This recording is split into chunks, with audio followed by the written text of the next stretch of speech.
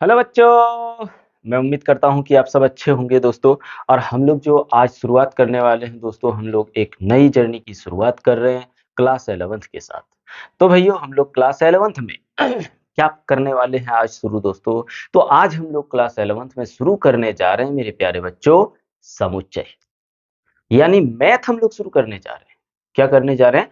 Math शुरू करने जा रहे हैं प्यारे बच्चों। उसके बाद हम लोग फिजिक्स भी शुरू करेंगे, केमिस्ट्री भी शुरू करेंगे। बस लगे रहिए दोस्तों। और 2026 में 2026 में क्योंकि 25 में 11th पास करेंगे, 12 जाएंगे, है ना। तो 2026 में हम लोगों को क्या करना है भाई लोग? हम लोगों को जेई भी निकालना है और साथ साथ में पहले तो बोर्ड अच्छा परसेंटेज से करना है। और जेई अच्छा परसेंटाइल से हम लोगों को निकालना है मेरे प्यारे बच्चों। उसके बाद हम लोग इंजीनियर बनेंगे, है ना, आईआईटीएन बनेंगे और फिर आगे अपनी जिंदगी की शुरुआत करेंगे। तो हम लोग आज से क्लास 11th की शुरुआत करते हैं भाइयों, है ना। तो दोस्तों क्लास 11th शुरू करने से पहले एक बात जरूर बता दे रहे हैं। क्लास 11th शुरू करने से पहले एक बात जरूर बता दे रहे हैं दोस्तों। अगर कोई भाई हिंदी मीडियम में है, आपका दोस्त यदि हिंदी मीडियम है दोस्तों, है ना, हम लोग क्योंकि यहाँ पे मैथ जो पढ़ने वाले हैं हिंदी मीडियम में पढ़ने वाले हैं, ठीक है। तो हिंदी मीडियम वाले जितने सारे प्यारे बच्चे हैं, जितने सारे भैया लोग हैं, दीदी लोग हैं, जो भी, है ना, सभी भाई लोग पहले चैनल को सब्सक्राइब कर लीजिए। क्योंकि आपको क्लास 11 से रिलेटेड सभी टॉपिक का, जो भी फिजिक्स पढ़ाऊं, केमिस्ट्री पढ़ाऊं या मैथ पढ़ाऊं, उसका आपको नोटिफिकेशन मिलते रहे और आपको पता चले दोस्तों। और दोस्तों एक बात बता रहे हैं, और अपने दोस्तों को भी शेयर जरूर कीजिए। भाई आप पहले इस वीडियो को तो कंप्लीट देखिए, उसके बाद आप कहिए कि सर आप अच्छा से नहीं समझा रहे या अच्छा से समझा रहे, है ना। उसके बाद आप अपने कमेंट कीजिएगा दोस्तों, ठीक है भाई लोग। तो भाई एकदम दिल लगा करके स्टडी शुरू करिए। एकदम किसी चीज के बारे में सोचना नहीं है। अगर आप सोचने लगेंगे तो फिर आप ठीक ठाक तरीके से तैयारी शुरू नहीं कर सकते हैं। क्योंकि दोस्तों हम लोगों को 11th मजबूत करना है। अगर 11th मजबूत नहीं होगा ना, तो फिर आप सोच लीजिए 12th आपका कमजोरी रह जाएगा। मेन चीज है भैया 11th। और 11th में हम लोग बहुत कुछ ऐसे टॉपिक है जो हम लोग 10th में पढ़े हुए हैं, जैसे ट्रिगोनोमेट्रिक, तो हल्का फुल्का सारा नहीं। उसके बाद दोस्तों 10th से रिलेटेड यहाँ पे कुछ भी नहीं मिलने वाला है। एक चीज आपको मिलेगा, थोड़ा मोड़ा मिलेगा, जो भी मिलेगा, जैसे आपको अर्थमेटिक प्रोग्रेशन यानी समांतर श्रेणी जो होता है थोड़ा मोड़ा मिलेगा फर्स्ट एक्सरसाइज में। उसके बाद एडवांस लेवल का क्वेश्चन आना शुरू हो जाएगा। ट्रिगोनोमेट्रिक फंक्शन जब आप करोगे, त्रिकोणमिति फलन जब करोगे, तो वहां भी आपको 10 से कुछ थोड़ा मोड़ा मिलेगा। उसके बाद एडवांस लेवल आपको जाना पड़ेगा। इसलिए भैया एकदम आप ठान लीजिए, आप एकदम ठान लीजिए कि अपने को तैयारी अच्छा से करना है। और भाई एकदम अच्छा से तैयारी कराएंगे। बस मेरे साथ जुड़ जाइए।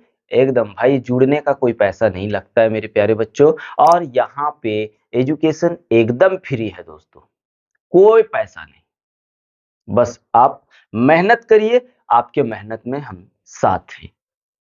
आप मेहनत करेंगे, आप बड़े आदमी बनेंगे दोस्तों। यही तो एक हर एक टीचर का सपना होता है कि उसका स्टूडेंट बड़ा आदमी बने, है ना। तो भैया चलिए शुरू करते हैं, लेट नहीं करना है। क्योंकि लेट करेंगे तो फिर वेट करना पड़ेगा, और हम लोग किसी चीज का वेट कभी नहीं करेंगे भाई, है ना। तो चलिए, और दोस्तों एकदम ज्यादा से ज्यादा दोस्तों को शेयर जरूर कीजिएगा।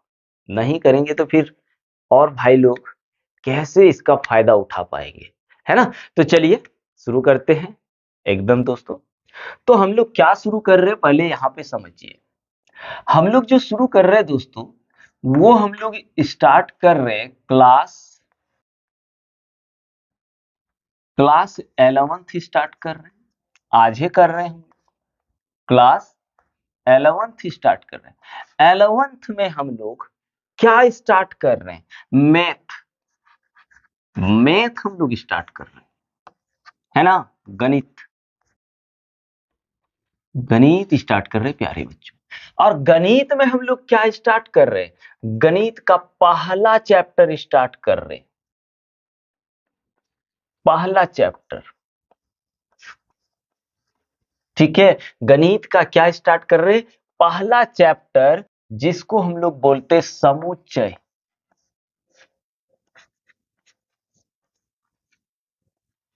समुच्चय यानी सेट।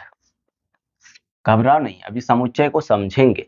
लेकिन प्यारे बच्चों, मेरे भाई लोग और दीदी लोग, ये सेट जो हम लोग पढ़ने वाले हैं, इस सेट में हम लोगों को कौन कौन से टॉपिक पढ़ना है, आइए थोड़ा सा उसका रिवीजन कर लेते हैं। उसके बाद हम लोग सेट स्टार्ट करते हैं, है ना। तो भैया हम लोगों को सेट में क्या क्या पढ़ना है, ठीक है। क्या क्या पढ़ना है सेट में, उसके बारे में पहले हम लोग जान लेते हैं। उसके बाद हम लोग सेट को स्टार्ट करते हैं। तो भैया पहले नंबर जो हम लोगों को पढ़ना है सेट में, पहला नंबर, ध्यान रखिएगा, पहला नंबर जो हम लोगों को सेट में पढ़ना है, वो पढ़ना है समुच्चय।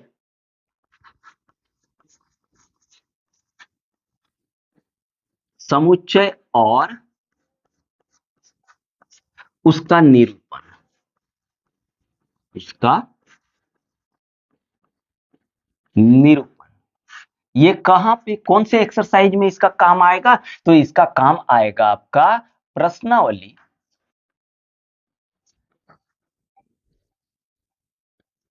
प्रश्नावली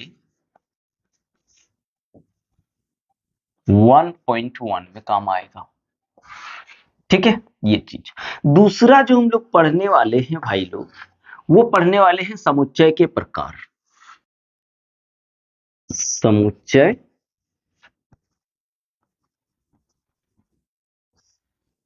के प्रकार, ठीक है। समुच्चय के प्रकार हम लोग पढ़ने वाले हैं। तो समुच्चय के प्रकार जो पढ़ेंगे, ये कहां काम आने वाला है? तो ये प्रश्नावली 1.1 और 1.3 में काम आएगा। कहां पे?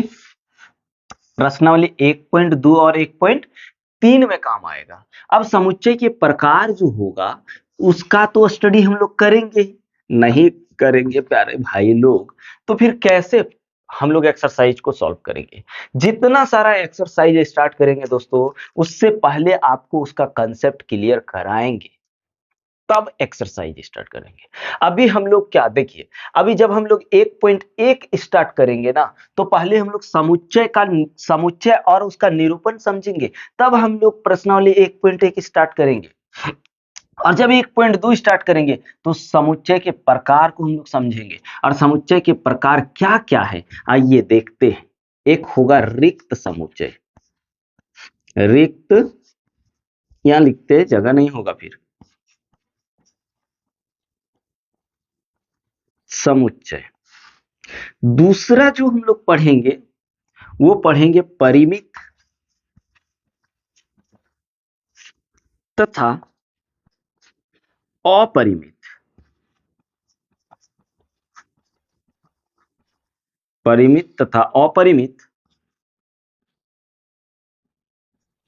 समुच्चय। उसके बाद हम लोग पढ़ेंगे समान समुच्चय। क्या? समान, ये हम लोग इतना सारा अगर पढ़ लेंगे तो 1.2 और 1.3 हम लोग कवर कर लेंगे। समान समुच्चय।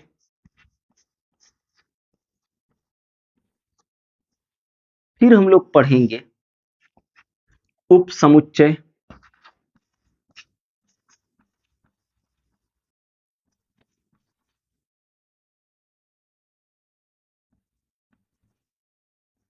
समुच्चय। फिर हम लोग पढ़ेंगे घात समुच्चय। घात समुच्चय। उसके बाद जो हम लोग पढ़ेंगे भाई लोग, वो पढ़ेंगे हम लोग सार्वत्रिक समुच्चय। सार्वत्रिक समुच्चय, ठीक है। ये सब हम लोग कहां पे स्टडी करेंगे?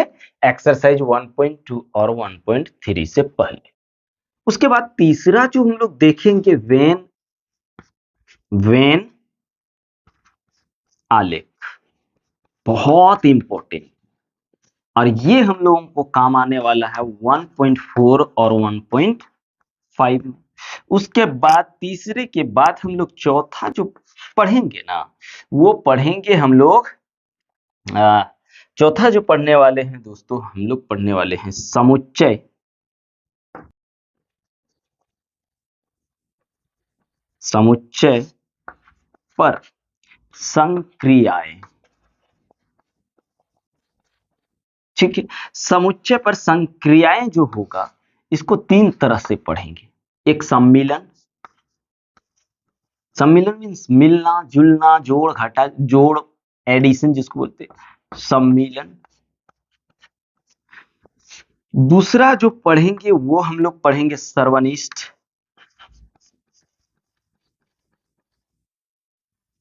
और तीसरा हम लोग पढ़ेंगे अंतर। क्या? अंतर।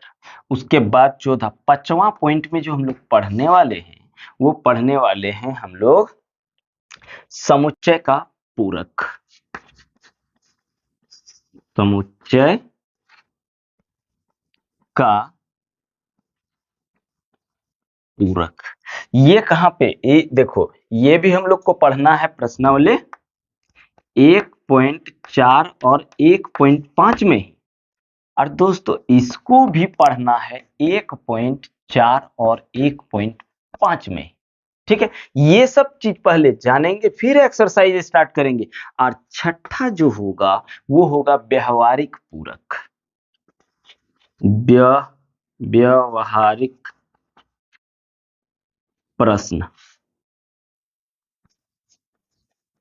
इसका काम आएगा 1.6 में, प्रश्नावली 1.6 में। ये जो है दोस्तों, इस चीज को हम लोग क्या करेंगे, पहले कवर करेंगे। उसके बाद जैसे हम लोग पढ़ेंगे समुच्चय, समुच्चय और उसका निरूपण, तब स्टार्ट करेंगे प्रश्नावली 1.1।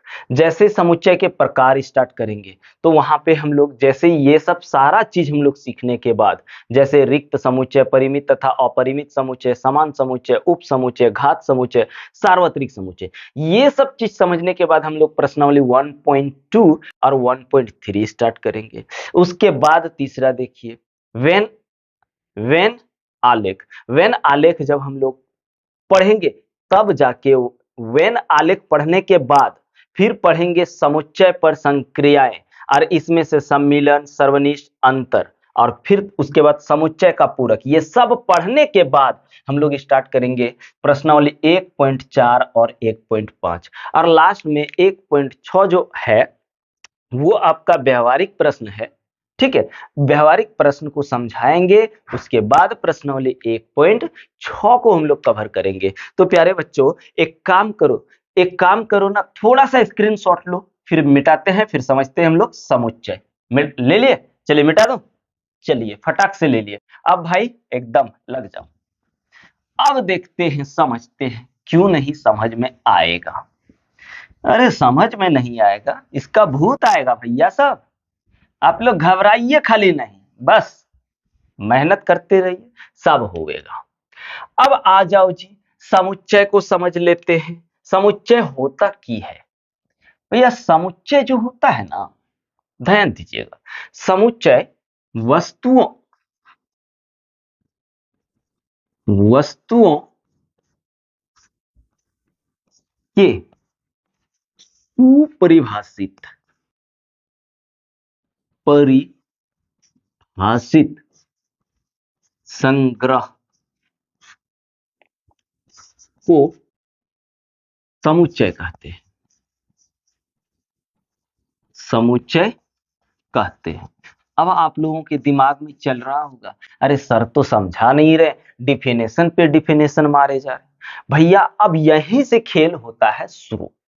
अब समुच्चय हम लोग किसको कह रहे हैं, सेट किसको कह सकते हैं? सेट हम उसको कहेंगे जो सुपरिभाषित संग्रह होगा। जो क्या होगा? सुपरिभाषित संग्रह होगा। वह वस्तुएं जो सुपरिभाषित संग्रह होगा, उसको हम लोग समुच्चय कहेंगे। सबको समुच्चय नहीं कहेंगे। जैसे समुच्चय, समुच्चय देखिए यहां पे सुपरिभाषित तो समझेंगे, संग्रह, संग्रह का मतलब आइए समझते हैं। संग्रह। अभी सब क्लियर हो जाएगा। संग्रह, संग्रह का मतलब क्या होता है दोस्तों? संग्रह का मतलब होता है इकट्ठा करना। जैसे मान लीजिए मेरे पास यहाँ पे पेन है, हमने इसको भी एक जगह इकट्ठा कर दिया, जमा कर दिया, कलेक्ट कर लिया, है ना? या फिर आप शॉर्टकट कहें तो समूह, किसी चीज का समूह। लेकिन वो भी समूह कैसा होना चाहिए? एक स्पेशल प्रकार का समूह होना चाहिए। अब यहां पे हमने बोला, अभी एग्जाम्पल भी समझाएंगे। जैसे ये वाला हमने बोल दिया, ये सब एक समुच्चय, एक क्या है, समूह है, तो ये एक समुच्चय हुआ नहीं। समुच्चय के लिए क्या होना चाहिए? समुच्चय के लिए एक सुपरिभाषित संग्रह होना चाहिए। अभी सुपरिभाषित संग्रह किसको बोलते हैं ये बताते हैं, लेकिन समुच्चय किसको बोलते हैं? बहुत सारे चीजों का एक सेट होता है। जैसे हम, लेकिन वो भी स्पेशल। अगर आप बोलेंगे कि सर मेरे घर में कॉपी, किताब, कलम, सारा चीज का एक जगह हमने सब चीज को एक जगह इकट्ठा करके रख दिया, तो क्या सर वो आपका समुच्चय होगा? नहीं, वो समुच्चय नहीं होगा। समुच्चय एक स्पेशल प्रकार का, एक विशिष्ट प्रकार का समूह होता है। तो उसी को हम लोग समझेंगे। तो सबसे पहली बात, तो संग्रह का मतलब क्या होता है? संग्रह का मतलब होता है जमा, किसी चीज को जमा करना, या फिर इसी को हम लोग बोलते हैं इकट्ठा होना। क्या? इकट्ठा होना। या फिर इसी को आप समूह बोल लो प्यारे बच्चों, सबसे मस्त चीज है समूह। आप समूह मतलब समझ ही जाएंगे, किसी चीज का एक जगह इकट्ठा हो जाना, उस, है ना, समूह। तो ये होता है संग्रह। लेकिन बात है कि सुपरिभाषित संग्रह किसको बोलते हैं सर? सुपरिभाषित संग्रह किसको बोलते हैं सर? तो सुपरिभाषित संग्रह जो होता है ना, सुपरिभाषित संग्रह जो होता है ना भैया, उस, चलिए डिफाइन कर लेते हैं इसको। सुपरिभाषित संग्रह। देखिए, सुपरिभाषित संग्रह का मतलब ये होता है कि जो इंसानों के द्वारा, वह समूह जो इंसानों के द्वारा नहीं बदला जा सकता है। जैसे आपको हमने बोला कि 1 से 100 के बीच तक की प्राकृत संख्या, या फिर 1 से 10 तक प्राकृत संख्या, क्या वो कोई बदल सकता है? 1 से 10 तक प्राकृत संख्या होगा, 1 2 3 4 5 6 7 8 9 10, वो कोई बदल सकता है क्या? नहीं बदल सकता। तो वो सुपरिभाषित है, हम नहीं बदल सकते। हम किस चीज को बदल सकते हैं?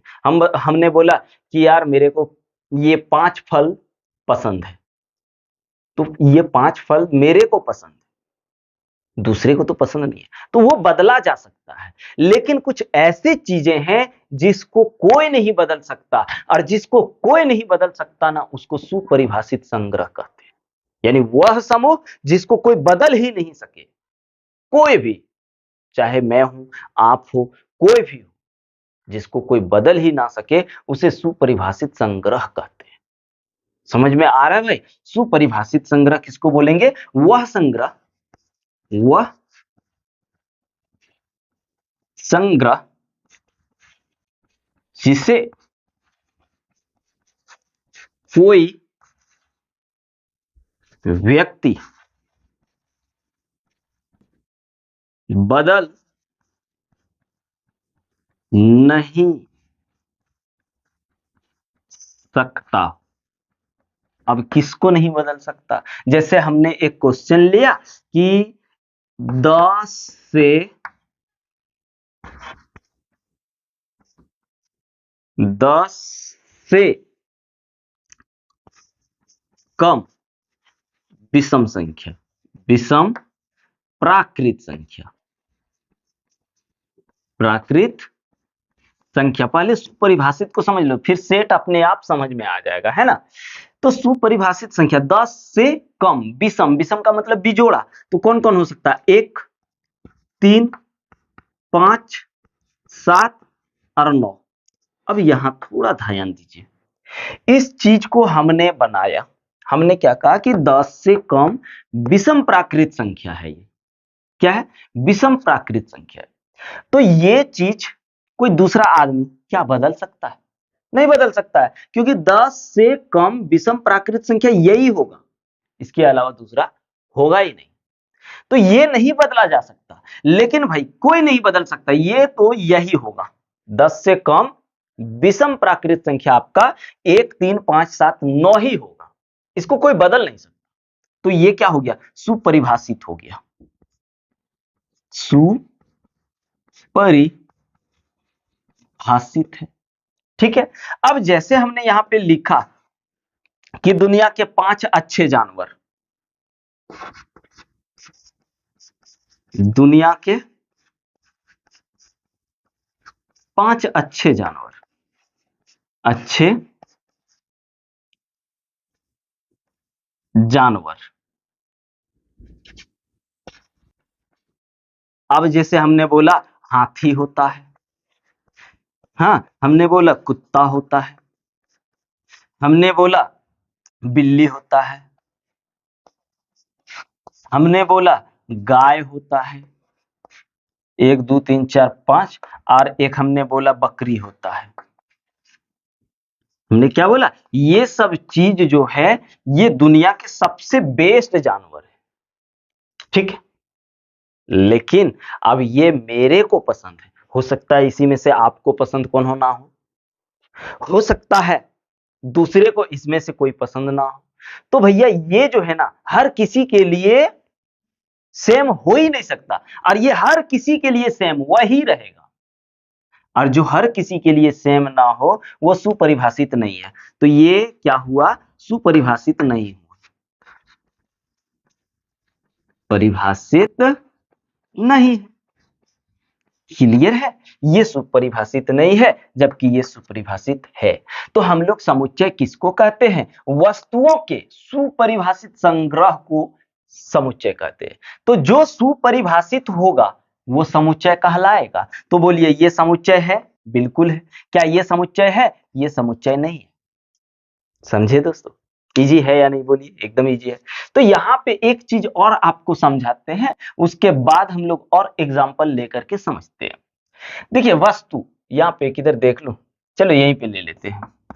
वस्तु का यहाँ पे क्या मतलब है, वस्तुओं का यहाँ मतलब है दोस्तों अवयव। क्या, अवयव। अवयव का क्या मतलब है, कोई घटक, जैसे हो गया 1, 2, 3, 4, या गाय बैल बकरी, या फिर ABCD जो भी है।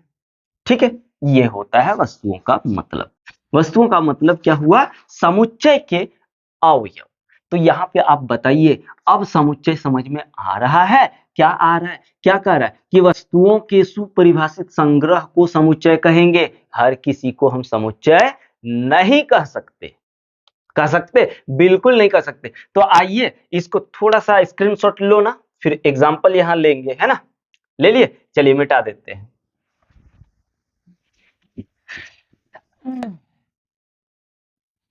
चलो अब देखो यहाँ पे थोड़ा सा क्या देखना है भाई, अब कुछ एग्जांपल लेते हैं, इसमें से हम लोगों को पहचानना है, इसमें से और क्लियर हो जाएगा कि कौन समुच्चय है और कौन समुच्चय नहीं है। पहला ले लेते हैं 15 से कम सम प्राकृत संख्या, सम प्राकृत संख्या, एक एक करके आइए समझाते आपको। दूसरा अपन ले लेते हैं दुनिया के, दुनिया के 4 सबसे प्यारे जानवर, प्यारे जानवर। तीसरा हम लोग ले लेते हैं एग्जांपल,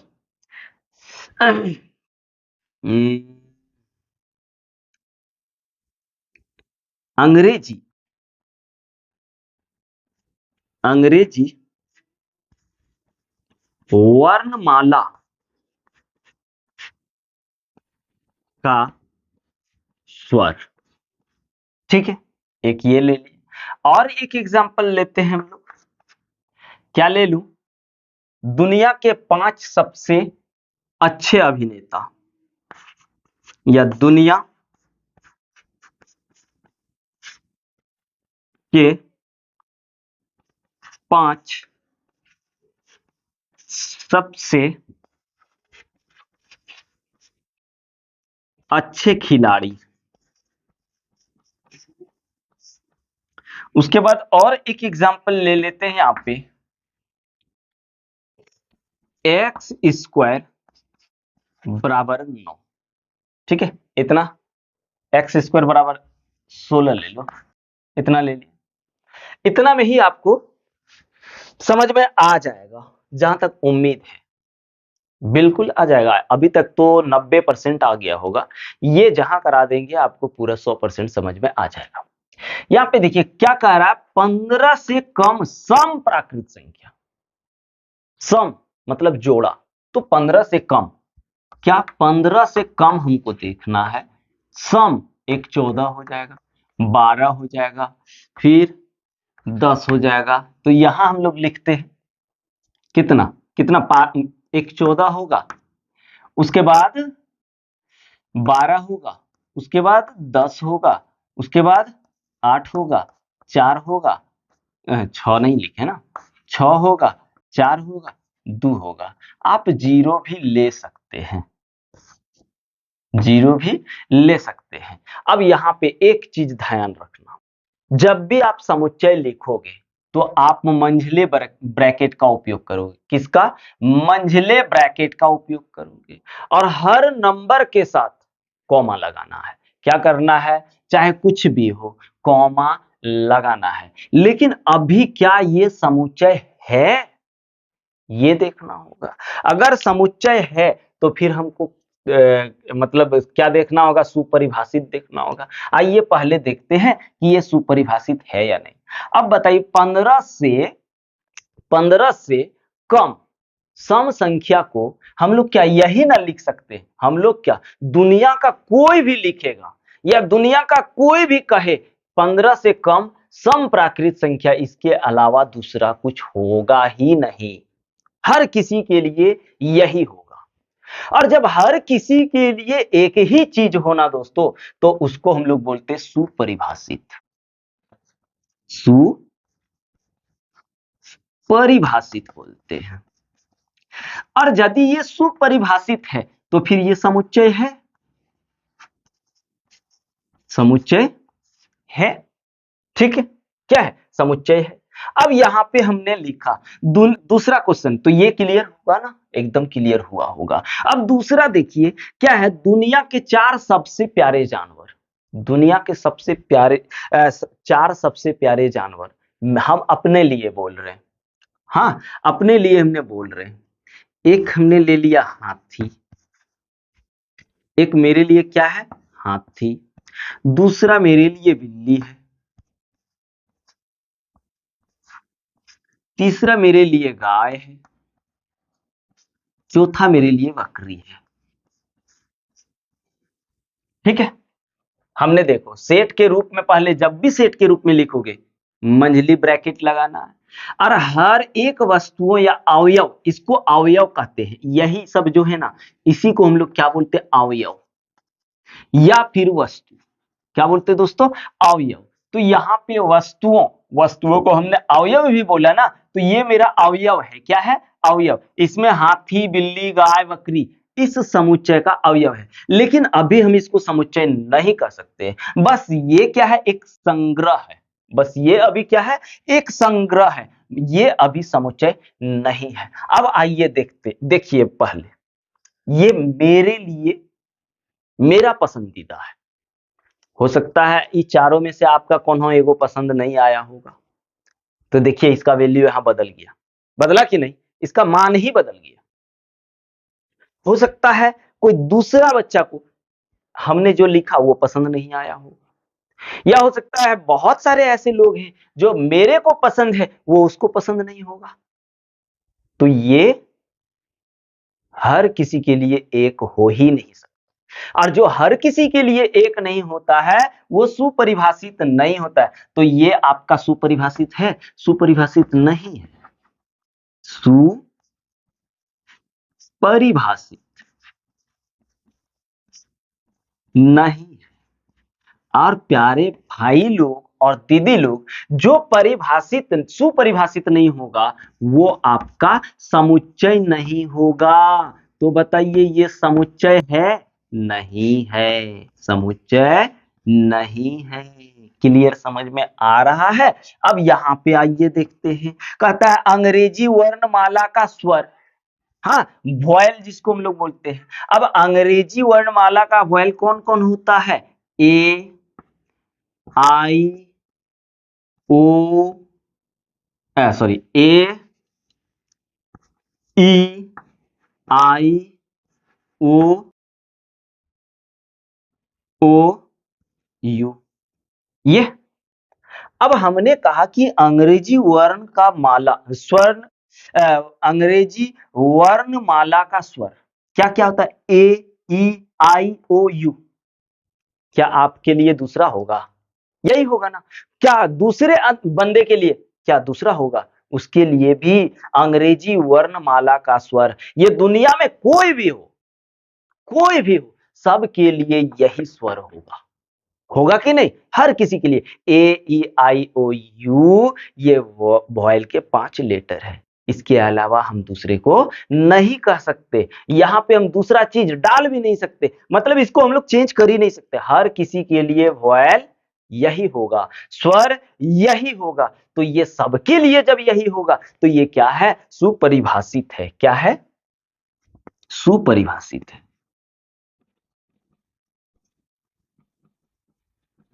और मेरे भाई लोग, यदि ये सुपरिभाषित है तो फिर समुच्चय है कि नहीं?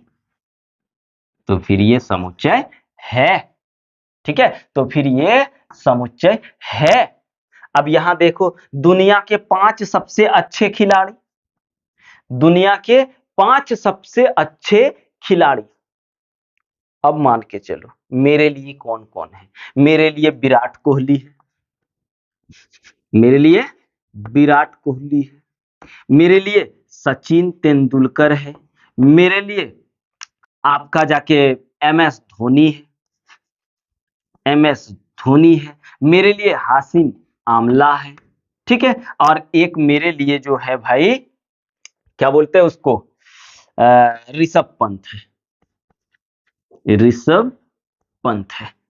अब हमने बोला ये मेरा 5 फेवरेट खिलाड़ी है। अब आपसे पूछे, क्या भैया ये भी, ये आपके लिए क्या सही है? क्या ये जो खिलाड़ी है ये पांचों दुनिया का सबसे अच्छे खिलाड़ी हैं? दुनिया के सबसे अच्छे खिलाड़ी हैं? तो आप कहेंगे नहीं सर, ये कैसे हो सकता है? ये नहीं हो सकता। कोई दूसरा बोलेगा कि नहीं, मेरे लिए तो ये है दुनिया के सबसे बेस्ट खिलाड़ी, आपके लिए वो है, उसके लिए वो है, हर किसी के लिए अलग अलग है। तो यहाँ हर किसी के लिए क्या हो रहा है? बदल रहा है। और जो चीज बदल जाए, जो चीज व्यक्तियों के द्वारा जिसका वैल्यू ही बदल जाए, उसको हम लोग सुपरिभाषित नहीं कहेंगे। और जो सुपरिभाषित नहीं होगा वो आपका समुच्चय नहीं होगा।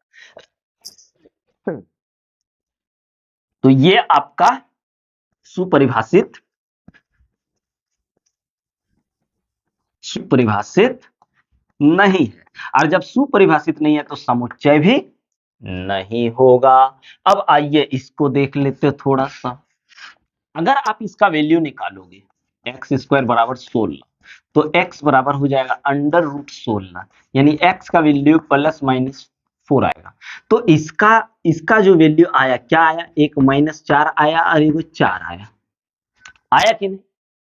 एगो 4 आया और एगो -4 आया। अब बोलोगे कि सर इसका वैल्यू दूसरा दूसरा आएगा। दुनिया का कोई भी हो, ठीक है, कोई भी हो, एक्स स्क्वायर बराबर 16 का मान ये यही निकालेगा, दूसरा इसका निकलेगा ही नहीं। तो ये फिर सुपरिभाषित है, सुपरिभाषित है, सुपरिभाषित है। और सुपरिभाषित है तो ये फिर समुच्चय है। ठीक है, समुच्चय है। तो उम्मीद है दोस्तों आप लोगों को समुच्चय अच्छे से समझ में आया होगा। अब हम लोग चलते हैं समुच्चय के, समुच्चय समुच्चय हो गया, अब उसका निरूपण को हम लोग समझने की कोशिश करते हैं। तो भैया मिटा दो, थोड़ा सा इसका स्क्रीनशॉट लो फिर मिटाते हैं। ले लिए भाई? चलो अब मिटा देते हैं। अरे मेरे प्यारे भाइयों, आराम से समझ में आएगा, नहीं समझ में आएगा तो फिर मैं पढ़ा क्यों रहा हूँ भाई? मेरे को तो पढ़ाना ही नहीं चाहिए, है ना? चलो, अब ये हो गया, लेकिन एक चीज यहाँ पे आपको दिमाग में लेकर के चलना है। थोड़ा सा रुकिए भाई, इसको नीचे रख देते हैं। इसको थोड़ा, ये चौक जो है ना, चौक को थोड़ा निकालना पड़ेगा भाई लोग, नहीं तो फिर कैसे लिखेंगे? कैसे, बताइए बताइए। नहीं ना लिख पाएंगे भैया, तो हम लोगों को क्या करना है? चलिए सर करिए। कर ले, क्या करूं मेरे भाई? चलो, तो आवत जो है ना, हम लोगों को एक चीज करना है। क्या करिएगा सर? तो भैया अपन बता रहे हैं, जब सेट यानी समुच्चय का नामकरण करोगे ना, समुच्चय, अरे भैया ये देखो गड़बड़ा जा रहा है। तो जब समुच्चय का नामकरण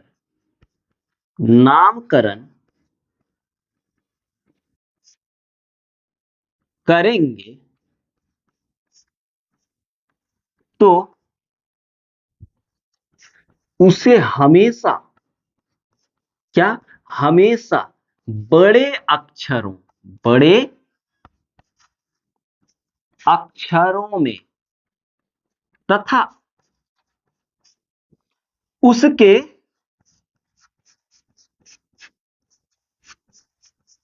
अवयवों को,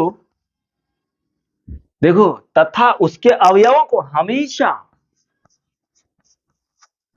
हमेशा छोटे अक्षरों में लिखा जाता है। क्या किया जाता है? लिखा जाता है। अब बोल सर किसका? अगर मान लीजिए कि अवयव A B C D Z, A to Z alphabet में दिया हो, तो आप अवयव को क्या करोगे? छोटे अक्षर में लिखोगे। इस चीज को एकदम दिमाग में रखना है प्यारे बच्चों, नहीं तो फिर गड़बड़ा जाएगा ना जी। ऐसे गड़बड़ करोगे तो कैसे चलेगा भैया? नहीं चलेगा। मेरे को रोने का मन कर रहा है भैया, देखो कितना पसीना आ रहा है जी। नहीं आना चाहिए ना, लेकिन पसीना कितना आ रहा है। अरे ओ सांभा, इतना पसीना क्यों आ रहा है रे? अरे ओ सांभा, क्यों आ रहा है रे? बोल सरदार, अभी गर्मी का सीजन चल रहा है सरदार, इसलिए इतना पसीना आ रहा है सरदार। तो अरे ओ सांभा साहब, घबराना नहीं है, पढ़ाई में करो, पढ़ाई करो भाई सांभा साहब, पढ़ाई नहीं करोगे तो कैसे हो? तो चलो भैया, अब करते हैं मेरे छोटे छोटे प्यारे प्यारे डॉन बच्चे और बच्चियों, है ना? आप लोग जो है ना भाई, कल आईएएस बनोगे, आईपीएस बनोगे, एक जिला का मालिक बनोगे, तो पढ़ोगे लिखोगे तब ना जी। बड़ा आईआईटीएन बनोगे, डॉक्टर बनोगे, इंजीनियर वगैरह सारा चीज तो भाई पढ़ाई लिखाई में ही है। याद रखना, नहीं पढ़ोगे ना तो फिर क्या, वही दे झोला मम्मी झोला दे, निकलते काम करने मम्मी। भाई वो झोला वाला काम नहीं करना। पढ़िए, जो भी हो, जैसे भी हो, भाई आप लोगों के लिए हम लोग यहाँ पे मेहनत कर रहे हैं ना। घर में आप बैठिए, बस आपको एक मोबाइल रखना और आप लग जाइए। कोई चार्ज नहीं भैया, आपको कोचिंग जाने की जरूरत भी नहीं है। अगर चार्ज लग रहा है तो आप यहीं से पढ़िए, एकदम बिंदास भाई पढ़िए। तो आइए, अब हम लोग देखने वाले हैं, अरे भाई कहाँ देखते हैं, यहीं से देखते हैं, समुच्चय का निरूपण। समुच्चय का निरूपण, समुच्चय का निरूपण जो होता है ना, समुच्चय को दो प्रकार से हम लोग डिनोटेड करते हैं। निरूपण मीन्स क्या? सूचित करना। तो दो प्रकार से सूचित करते हैं मेरे भाई लोग। एक होता है रोस्टर रूप। क्या? रोस्टर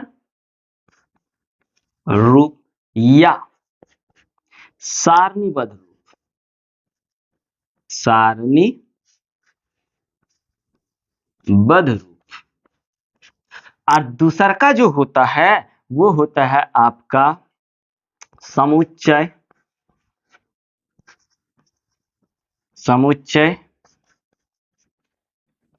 निर्माण रूप। तो भाई यहां देखिए, जब हम लोग एक्सरसाइज करेंगे ना तो आपको क्वेश्चन पूछेगा रोस्टर रूप से समुच्चय रूप में निकालिए या फिर समुच्चय रूप से रोस्टर रूप में परिवर्तित कीजिए। तो पहले आप रोस्टर रूप समझिए और समुच्चय रूप समझिए, उसके बाद ही आप कन्वर्ट कर सकते हैं, बदल सकते हैं। और जब तक आप नहीं समझेंगे तो फिर आप कैसे बदलेंगे? बोलिए भैया, सब नहीं बदल सकते ना। तो चलो इसको पहले पहले हम लोग समझ लेते हैं रोस्टर रूप को। किसको? रोस्टर रूप को। उसके बाद समझते हैं समुच्चय निर्माण रूप को। समुच्चय निर्माण रूप को समझते हैं। तो भाई पहले हम लोग एक काम करते हैं। बोले क्या करिएगा सर? तो एक काम करते हैं भैया सब। क्या? तो हम लोग पहले रोस्टर रूप को पढ़ लेते हैं।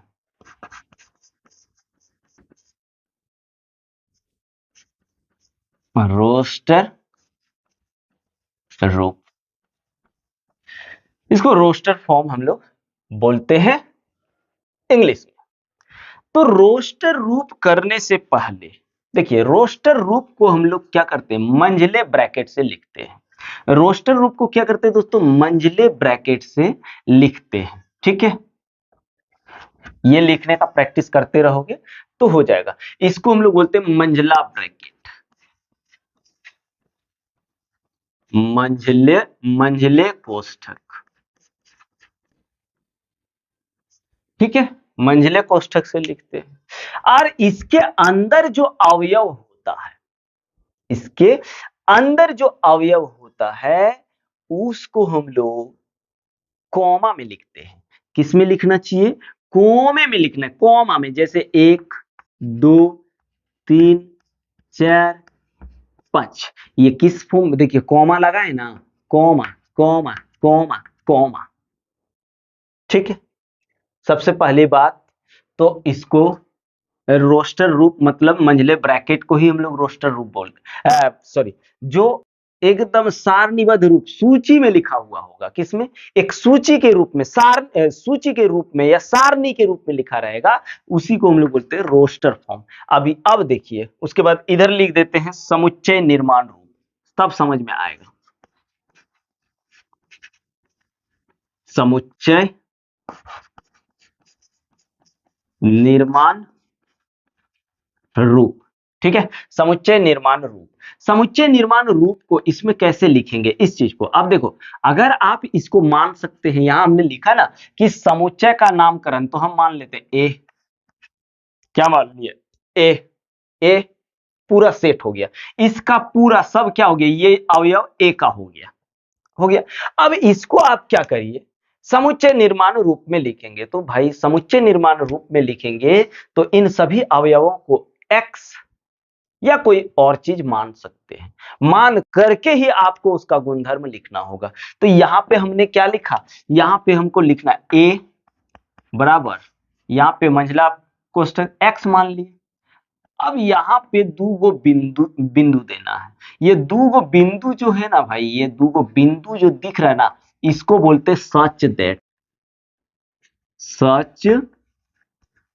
दैट। इसका मतलब होता है इस प्रकार है, इस प्रकार है। तो यहाँ पे जब भी आप समुच्चय निर्माण रूप में लिखोगे तो ये नंबर्स नहीं लिखना है, इसके गुण को लिख दीजिए। तो यहाँ पे पहले x, क्योंकि ये टोटल अवयव को हमने x मान लिया, या आप y लिख सकते, z लिख सकते, जो मन करे आप वो लिखिए। हमको मन किया x लिखने का तो x लिख रहे। अब यही x फिर से लिखेंगे और यहां कॉमा दे देंगे। अब देखो ये क्या आपको क्या दिख रहा है? 1 2 3 4 5, यानी ये एक प्राकृत संख्या है, पर ये प्राकृत संख्या 5 और 5 से कम है। 5 और 5 से कम है तो आप लिख सकते हैं जो जो x जो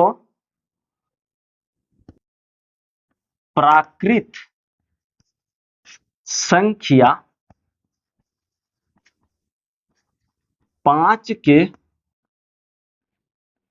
बराबर तथा 5 से कम है। फिर इसको मंझला ब्रैकेट में तो लिखना ही है। ये हो गया। अब फिर से और एगो चीज यहाँ पे रोस्टर फॉर्म में सुन लीजिए, जब कोई भी नंबर लिखोगे, कोई भी नंबर, तो वो दोहराना नहीं चाहिए। अगर हमने लिख दिया a बराबर 1 1 2 3 5, अब बोलेंगे ये समुच्चय है, तो ये समुच्चय नहीं है, क्योंकि यहाँ पे एक दो बार आ गया है। किसी भी चीज को आप लिखोगे तो उसको दोबारा नहीं लिखना है। जैसे एक को, इसको अगर लिखेंगे तो एक एक ही बार लिखेंगे, ठीक है। एक क्या करेंगे, एक ही बार लिखेंगे, एक को दोबारा हम लोग नहीं लिखेंगे।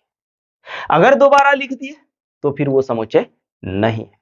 अब आप सोच रहे होंगे सर आप ऐसे लिखे 1 2 3 4 5 बढ़ते क्रम में। नहीं भैया, ये जरूरी नहीं है। आप इसको ऐसे भी लिख सकते हैं, 3 1 2 5 4 लिखिए, पर दोहराइए मत। दोहरा देंगे तो फिर वो समुच्चय नहीं होगा। क्लियर है भाई, समुच्चय नहीं होगा। तो ये इस तरह के जो लिखे हुए रहेंगे इसको रोस्टर रूप कहेंगे, और जो इस प्रकार लिखा रहेगा उसको हम लोग समुच्चय निर्माण रूप कहेंगे। इस चीज को हम लोग ऐसे, देखिए आपका क्वेश्चन ऐसे दिया रहेगा, पर हम लोगों को सीखना किस तरह से जानते हो, ऐसे, या फिर देखो अधिकतर क्वेश्चन इस रूप में रहेगा, x सच दैट, x जो है वो क्या है, 5 के बराबर है, 5 के बराबर है और 5 से छोटा है। इसको ऐसे लिख दिया, जहां x यहां लिख देते, उधर नहीं हो रहा, जहां x बिलोंग्स टू, यानी x कहां किसका, ये क्या है, एक प्राकृत संख्या है, नेचुरल नंबर, ऐसे लिखना है। तो ये हो गया आपका समुच्चय निर्माण रूप, और ये हो गया आपका क्या, रोस्टर रूप। ठीक है भाई। अब देखो, अगर आपको बोल दिया, थोड़ा सा मिटा देते हैं, इधर मिटा दे रहे, देखिए इधर मिटा दो, मिटा देते हैं। देखो भाई, आप लोग के लिए ये बहुत नया चीज है, क्या है, एकदम नया चीज है दोस्तों, इसलिए आपको थोड़ा अच्छा से समझाने की कोशिश कर रहे हैं। अगर अच्छा से नहीं समझाएंगे तो फिर आप कहेंगे कि सर तो अच्छा से समझाए नहीं, इसलिए अच्छा से समझाने की कोशिश करते हैं। यहाँ पे अब आप लोग को बोलेंगे एक समुच्चय ए है जो 2 3 5 5 4 है, ठीक है। एक समुच्चय ए है, ठीक है। इधर हमने रोस्टर फॉर्म में लिखना, रोस्टर फॉर्म, और इधर अपने को बिल्डर फॉर्म में लिखना है, क्या, बिल्डर फॉर्म। अब बिल्डर फॉर्म, देखो भाई, रोस्टर फॉर्म को रोस्टर रूप बोलेंगे हिंदी में, और बिल्डर फॉर्म को समुच्चय निर्माण रूप बोलेंगे, ठीक है। अब यहां पे सब फिर लिखते हैं अपन, 2 4 6 8, ठीक है। इधर लिखना है, इसको बिल्डर फॉर्म में कन्वर्ट करेंगे। ए बराबर अपन लिख लिए, ए ई आई ओ यू, ठीक है। अब देखो सबसे पहली बात, क्या ये सेट है, 2 3 5 5 क्या गो है, 2 गो है, तो ये सबसे पहली बात तो सेट है ही नहीं, क्योंकि यहाँ पे नंबर दोहरा गया। क्या ये सेट है, 2 4 6 8, हाँ ये एक सेट है। लेकिन इस सेट में आपको क्या दिख रहा है, 2 4 6 8, यानी सब एक सम संख्या है जो 9 से कम है, जो 9 से कम है। तो इसको अगर आप लिखोगे किसमें, समुच्चय निर्माण रूप में, यानी बिल्डर रूप में, तो आप पूरे अवयव को x मान लो। क्या मान लिए, x मान लिए। यहां पे सच दैट का साइन लगा देना है, या इस प्रकार। फिर यहां लिखेंगे x जो 10, जो 10, क्या लिखेंगे, जो 10 से कम सम प्राकृत संख्या है, सम प्राकृत संख्या है। ठीक है दोस्तों, तो ये हो गया किसमें, समुच्चय निर्माण रूप में। अब ये देखते हैं, ये क्या है, कोई दोहराया हुआ नहीं है। जैसे अपन स्कूल लिखते हैं हम लोग, एक और लेते हैं school, S C H double O L. अभी देखेंगे ये सेट है कि नहीं है। अब देखो ये किस रूप में है, रोस्टर रूप में है ना। ये किस रूप में है, रोस्टर रूप में है। और ये किस रूप में है, ये आपका समुच्चय निर्माण रूप में है। क्यों? क्योंकि यहाँ पे इन अवयवों के डायरेक्ट गुण को लिखा गया है, अवयवों को नहीं लिखा गया, उसके गुणों को लिख दिया गया। और जिसमें उसके गुणों को लिख देगा उसको समुच्चय निर्माण रूप कहेंगे, और जिसमें उन अवयवों को लिखेगा उसको हम लोग रोस्टर रूप कहेंगे। तो ये कैसे लिख सकते हैं इसको, अगर रोस्टर रूप में समुच्चय निर्माण रूप में लिखना है तो ए बराबर एक्स सच दैट, यहाँ वाई भी बोले ना, हम एक्स ले रहे हैं, आप वाई लीजिए, जेड लीजिए, ए लीजिए, बी लीजिए, ठीक है। एक्स, फिर एक्स जो अंग्रेजी, अरे यार, अंग्रेजी वर्णमाला के स्वर है, स्वर है। हो गया। अब रोस्टर रूप से हमने कन्वर्ट किस में कर लिया, रोस्टर रूप से हम लोगों ने कन्वर्ट कर लिया समुच्चय निर्माण रूप में। अब यहाँ पे आते हैं, ये सेट है या नहीं है। एस एगो है, सी एगो है, एच एगो है, लेकिन ओ आप देखिए क्या गो है, दू गो ओ हो गया। और दू गो ओ यानी हमने क्या बोला, हमने बोला ना भाई कि समुच्चय जब सेट होगा तो वो दोहराना नहीं चाहिए। तो ये दोहरा गया, तो ये समुच्चय नहीं है प्यारे बच्चों। तो इसका स्क्रीनशॉट ले लीजिए। तो चलो भाई ले लिए। अब हम लोग इसको थोड़ा सा मिटाते हैं। अब आप लोगों को कुछ इंपॉर्टेंट चीज बता रहे मेरे भाई लोग, एकदम बहुत जरूरी चीज बता रहे हैं।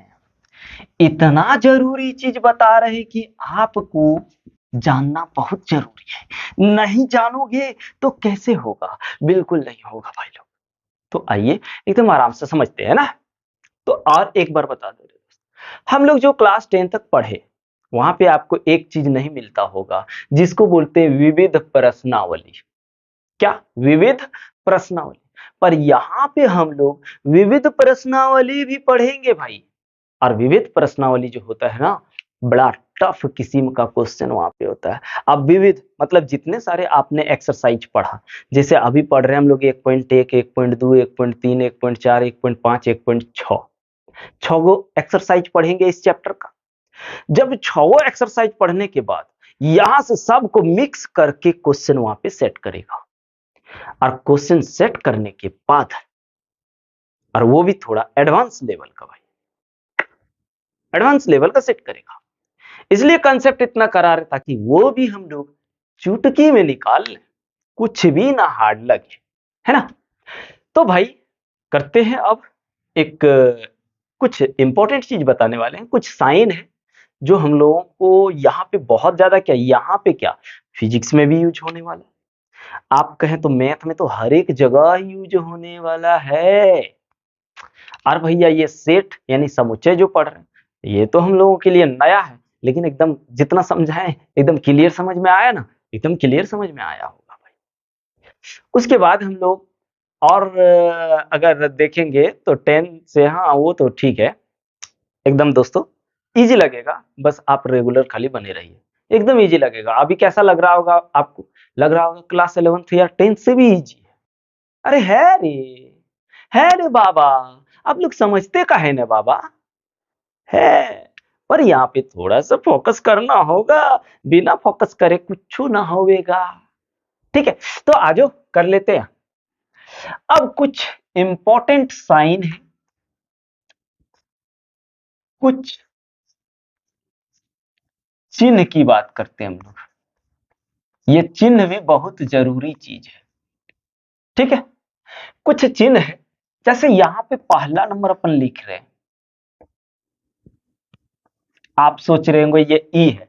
ई नहीं है जी, ई तो ऐसे होता है कि नहीं बोलो? ई ऐसे होता है, अरे ई तो ऐसे है। इसको जो हम लोग बोलते हैं दोस्तों, इसको हम लोग बोलते हैं बिलोंग, बिलोंग, बिलोंग्स टू, क्या बोलते हैं? Belongs to. बिलोंग्स टू को, इसको हिंदी में हम लोग बोलते हैं अवयव है, या फिर इसको बोलते हैं सदस्य है, या फिर इसको बोलते हैं मैं है। ठीक है, अभी ऐसे आपको समझ में आया नहीं होगा कि सर क्या बोल रहे हैं। आइए समझाते हैं। हम लोग एक सेट लेते, ए बराबर एक सेट ले लिए 2 5 3, एक सेट ले लिए। यानी यहां पे आप देखिए इस ए में कौन कौन से अवयव हैं। इस ए में अगर आप देखोगे तो कौन कौन से अवयव हैं दोस्तों? आपका 2 है, 5 है, 3 है। क्या है? 2 है, 5 है, 3 है कि नहीं? बिल्कुल है। तो यहां पे आप थोड़ा सा देखिए, अगर हम बोलेंगे कि ये दो जो है ना ए का सदस्य है, बोलेंगे कि हाँ, तो इसको कैसे लिखेंगे? 2 ए का सदस्य है, 2 ए का सदस्य है। अगर 5 बोले तो आप बोलोगे 5 ए का सदस्य है। तो यहां पे लिखेंगे 5 बिलोंग्स टू ए, मतलब 5 जो है ए का सदस्य है। वैसे ही 3 की बात करेंगे तो यहां लिखेंगे 3 बिलोंग्स टू ए, मतलब ये 3 भी ए का सदस्य है। ठीक है प्यारे बच्चों, तो थोड़ा सा एक दिन लो तो भाई, थोड़ा पानी पी लेते हैं।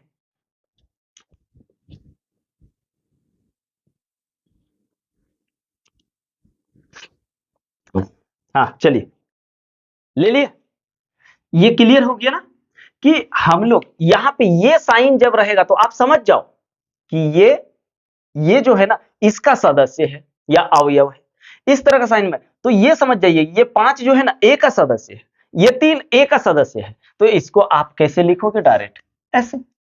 अब दूसरा जो साइन आएगा आप देखिए थोड़ा सा, दूसरा जो साइन आएगा ये बिलोंग्स है, यहां बीचों बीच काट दीजिए। इसको हम लोग बोलते हैं does not, does not belongs to,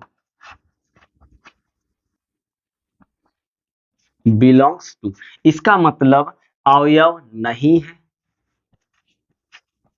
अवयव नहीं है, या फिर सदस्य नहीं है, नहीं है, या फिर मैं नहीं है, मैं नहीं है। ठीक है, आओ समझ लो एक बार फिर से। यहां पे हमने चलो यही एग्जांपल रखा, ठीक है। अब हमने बोला कि 7 जो है क्या ए का सदस्य है? यहां पे ए में 7 है? नहीं है। तो आपने क्या किया? ये लिखा और यहां से कट कर दिया, नहीं है। हमने बोला 8 ए का सदस्य है, ए का सदस्य मतलब ए सेट जो लिखे उसमें 8 है क्या? आप देखिए नहीं है, तो आप फिर से ये बिलोंग्स लगाए काट दिए। समझ रहे? हमने बोला 10 ए का सदस्य है, तो आप यहां पे देखिए 10 कहीं है? नहीं है, तो यहां पे बिलोंग्स लगाओ और काट दो। तो यहां हो गया does not belongs to A. इसको कैसे पढ़ेंगे? 7 does not belongs to A, 8 does not belongs to A, 10 does not belongs to A. ठीक है भाई, क्लियर है? अब और कुछ साइन है जिन साइनों को समझना बहुत जरूरी है। ये ए, इसको हम लोग बोलते हैं ग्रेटर देन। क्या बोलते हैं? ग्रेटर देन, मतलब बड़ा। क्या बोलते हैं भाई? बड़ा। ये सब यूज होने वाला है, ऐसे पढ़े होंगे, लेकिन फिर भी एक बार हमको समझाना है। मेरा फर्ज बनता है, मेरा कर्तव्य बनता है, मेरा ड्यूटी बनता है, मेरे को समझाना है। ये क्या है? बड़ा। इधर मुंह इधर घुरा दे तो ये बड़ा का साइन हो गया। जैसे हमने बोला ये 3 और 5, ये 3 और 2 में बड़ा कौन है? ये। हमने बोला 5 और 1 में बड़ा कौन है? ये समझ रहे हो? अब दोसर का आता है छोटा, कहाँ ले लूं? यहाँ पे ले लेते हैं छोटा। ओहो, साइन पहले, इधर साइन है, ये हो गया आपका छोटा। इंग्लिश में बोलते हैं इसको लेस देन, लेस देन। ठीक है प्यारे बच्चों, भाई लोग, लेस देन। अब हमने यहाँ पे दिया 2 5, इसको ऐसे साइन लगा दिए। इसका कहने का मतलब ये है कि ये 5 से 2 छोटा है। आप सोच रहे होंगे सर डायरेक्शन, ई मुहा जिधर घुरल रहेगा भाई, समझ लेना वो बड़ है। ई मुहुआ जिधर घुरल रहेगा, समझ लेना वो बड़ा है। तो ई मुहुआ किधर, इधर घुरल है, तो ये बड़ा है। वैसे ही हम और एक ले लेते, ए लेसर देन बी। इसमें कौन बड़ा है? तो आप बोलेंगे ए बड़ा है, क्योंकि मुंह इधर घुरा है। ठीक है, मुंह उधर घुरा है तो वो बड़ा है, मुंह इधर घुरा है तो ये बड़ा है। क्लियर है? अब आ जाओ और एक चीज, अगर मान लीजिए A lesser than X lesser than B लिखा है, एक्स लेस देन बी, इसमें से देखिए मुंह पहले ई दोनों में अगर देखेंगे, ई दोनों में, तो ई दोनों में मुंहा इधर घुरल है, तो एक्स का मान क्या है? ए से बड़ा है। एक्स का मान क्या है? एक्स का मान ए से बड़ा है। अब इसमें देखो ई दोनों में मुंहा इधर घुरा है, मतलब बी, एक्स का मान बी से छोटा है। तो आप लिखिए, ऐसे भी लिख सकते हैं, बी का मान एक्स से बड़ा है।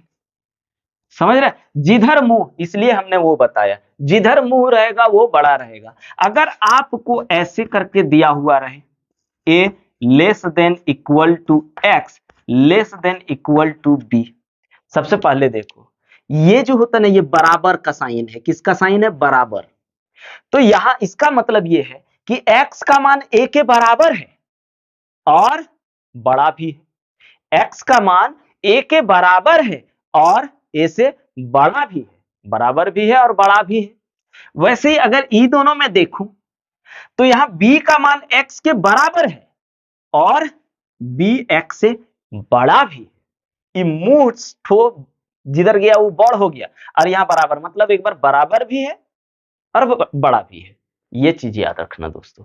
अब हम लोग कुछ इंपॉर्टेंट समुच्चय को देख लेते, कुछ महत्वपूर्ण समुच्चय को देखना जरूरी है, नहीं तो फिर आपको प्रॉब्लम हो जाएगा ये चैप्टर, ये एक्सरसाइज करने में। तो स्क्रीनशॉट लीजिए, मिटा देते हैं, फिर उस एक्सरसाइज उस चीज को अपन बता देते हैं। चलिए ले लिए, चलो।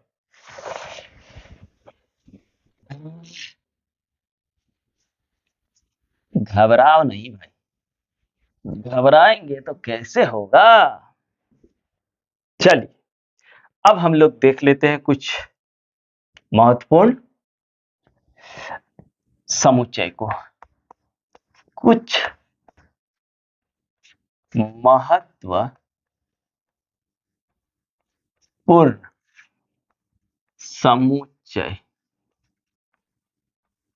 ठीक है, कुछ महत्वपूर्ण समुच्चय। पहला नंबर, प्राकृत संख्याओं का समुच्चय। प्राकृत संख्याओं का समुच्चय।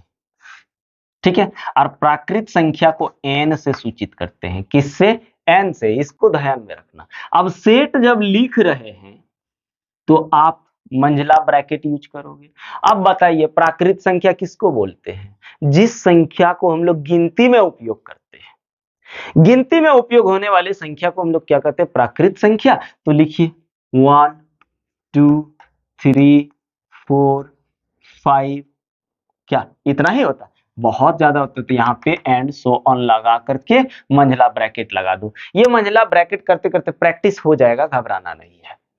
दूसरा, पूर्ण संख्याओं का समुच्चय। पूर्ण संख्याओं का समुच्चय। ठीक है, पूर्ण संख्याओं का समुच्चय। पूर्ण संख्या को हम लोग बोलते हैं W, होल नंबर, या फिर बराबर लगाएंगे, यहां आया मंझली ब्रैकेट। अब पूर्ण संख्या किसको बोलते हैं? जो 0 से स्टार्टिंग होता है, 0, 1, 2, 3, 4 भी लिख लेते हैं, एंड सो ऑन। चल, ये हो गया। ठीक है, उसके बाद तीसरा यदि देखें, क्या तीसरा हम लोग देख लेते हैं दोस्तों, पूर्णांकों का समुच्चय। ठीक है, पूर्णांक को हम लोग किससे डिनोटेट करते हैं? तो हम लोग जेड से करते हैं। किससे? जेड से। पूर्णांक को किससे सूचित करते हैं दोस्तों? जेड से। अब समुच्चय लिख रहे हैं तो बराबर, यहां पे फिर से मंझली ब्रैकेट। अब पूर्णांक माइनस से स्टार्टिंग होता है, मान लीजिए -3, -2, -1, 0, 1, 2, 3 एंड सो ऑन। लेकिन क्या माइनस में इतने होता है? इधर भी बहुत सारा नंबर होता है, इसलिए डॉट डॉट में लिख दिया। ये हो गया पूर्ण संख्या। अब हम लोग चौथा जो देखते हैं, परिमेय संख्या। परिमेय संख्याओं का समुच्चय। ठीक है, परिमेय संख्या को हम लोग Q से सूचित करते हैं। आर क्यू जब सेट के रूप में लिख रहे हैं तो चलो ये लिख दिए। ये सब तो हो गया रोस्टर रूप, लेकिन परिमेय संख्या को क्या रोस्टर रूप में लिख सकते हैं? देखो भाई, परिमेय संख्या जो होता है, जैसे अगर मान लीजिए 0 और 1 के बीच में परिमेय संख्या अनंत होता है कि नहीं? तो आप उतना तो रोस्टर फॉर्म में लिख नहीं सकते। तो आप क्या करिए, इसको समुच्चय निर्माण रूप में ही आपको लिखना पड़ेगा। कैसे? देखिए, आप क्या करिए कि ये x जो है, x सच दैट x जो है एक परिमेय संख्याओं का समुच्चय है, और x बराबर क्या होता है? p बटे q होता है। आपको पता है, जहां p और q क्या है? पूर्णांक है, यानी z बिलोंग्स टू p, फिर sorry, p belongs to z, और फिर से q बिलोंग्स टू z। यानी जब पूर्णांक को पूर्णांक से भाग दिया जाता है तो परिमेय संख्या प्राप्त होता है। तो ये सब भी भाग देने पर तो ये सब भी मिलेगा, लेकिन इसके बीच में पॉइंट में भी तो मिलेगा। तो आप उतना लिखिए। अब 0 और 1 के बीच में लिखोगे, कितना लिख सकते हैं? बोलिए। इन्फिनाइट होता है। आप उतना लिख सकते नहीं? लिख सकते, इसलिए इसके गुणों को डायरेक्ट लिख दो। जहां याद रखना दोस्तों, Q जो होता है 0 नहीं होता है। ये हो गया परिमेय संख्याओं का समुच्चय। अब आता है 5वां नंबर में, आपका आ जाएगा वास्तविक